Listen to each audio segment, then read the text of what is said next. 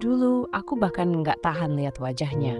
Setiap dia lewat rasanya pengen gulung karpet dan usir dia dari bumi. Namanya Bima, anak paling ngeselin seantero sekolah.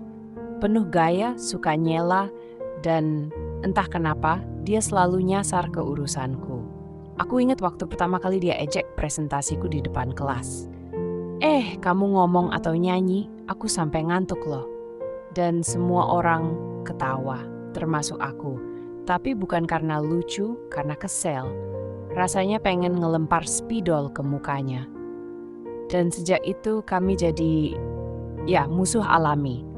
Kalau aku bawa buku, dia bawa ejekan. Kalau aku lari di lapangan, dia sengaja jatuhin botol di depanku.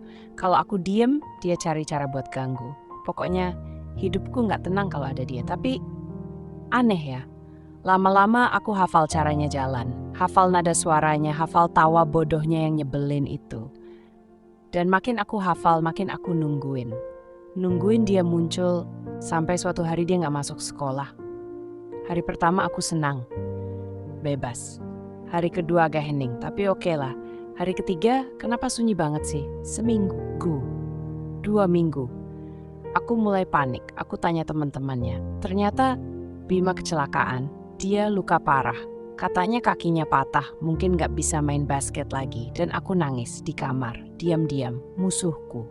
Si pengganggu abadi itu ternyata udah diam-diam nyusup ke hatiku. Aku jenguk dia dengan alasan pura-pura. Bosen aja. Nggak ada yang bisa kuomelin di sekolah. Dan dia tertawa, masih nyebelin. Tapi ada rasa hangat di situ. Aku ingat saat dia mengacak-acak permainanku. Betapa kesalnya aku dulu. Tapi sekarang aku hanya berharap dia cepat sembuh, kembali mengisi lapangan.